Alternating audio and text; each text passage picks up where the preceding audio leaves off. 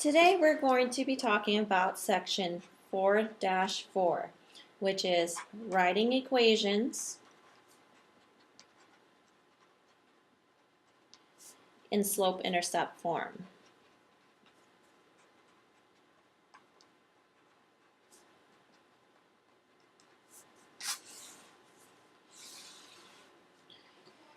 If we're writing equations in slope-intercept form, the very first thing we need to remember is what slope-intercept form looks like. Y equals mx plus b is our slope-intercept form. Our m stands for our slope, and b is our y-intercept. In the first scenario, you are given a point and a slope. Okay, a point might look like x comma y, a slope m equals something. Okay, so for example, you might be given the point 2 comma negative 3 and a slope of 1/2. In this case, what we're going to do is plug our information that we know into the slope-intercept formula. We have our x value here and our y value here, so we're going to say y is negative 3, m is 1/2 times x, which is 2. B is what we don't know. It is the unknown variable, but we can solve for it. Negative 3 equals 1/2 times 2 is 1 plus b. Taking 1 away from each side, b will be equal to negative 4.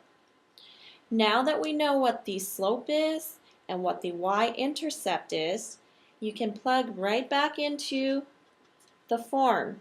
Y equals m, which is 1/2 x, plus b, which is a negative 4. Simplifying this, you will have y equals 1/2 x minus 4. And this is your final equation in slope-intercept form.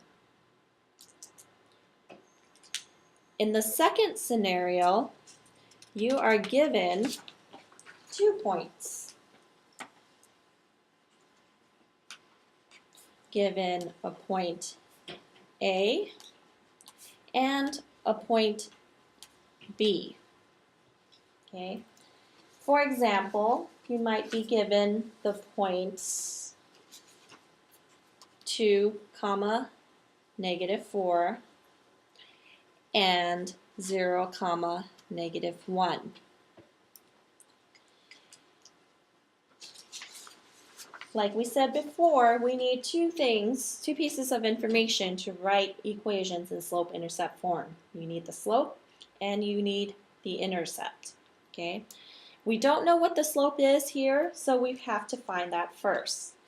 The slope formula, m equals y2 minus y1, the change in y, divided by x2 minus x1, which is the change in x. For this particular example, we have x1 here, y1 here, x2 here, y2 here. First point, second point. We want to first find our slope, so we're going to say m equals y2, which is negative 1, minus y1, which is negative 4, divided by x2, which is 0, minus x1, which is 2. Negative 1 minus a negative 4 will give us a positive 3, divided by a negative 2. So your slope here is going to be a negative slope. Now, you have a choice. You can either choose to work with point A, or you can choose to work with point B. I'm going to show you both examples. If you're working with point A, you know that point A is 2, -4, and you know that your slope is -3/2. Okay, we're going to repeat what we did in scenario 1, where you were given the same information. You want to replace what you know and solve for what you don't know. Y here is -4. Our slope is -3/2. X is 2. And we don't know what B is, but we'll find that in just a second. -4 equals -3 plus B, adding 3 on both sides. B will be equal to a -1. Okay, since we know what B is, we can go ahead and plug in Y equals M is -3/2 X plus a -1 will be -1.